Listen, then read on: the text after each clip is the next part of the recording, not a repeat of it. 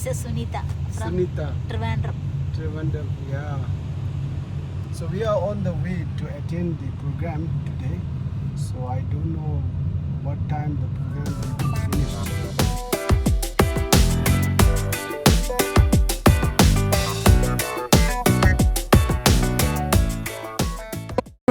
ആദർശങ്ങളിലൂന്നിയ മതങ്ങൾക്ക് അതീതമാണെന്ന് ഒരിക്കൽ കൂടി തെളിയിച്ചുകൊണ്ടതാ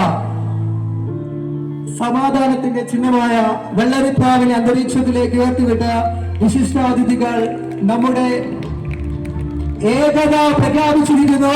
നല്ലൊരു കയ്യടിയോടെ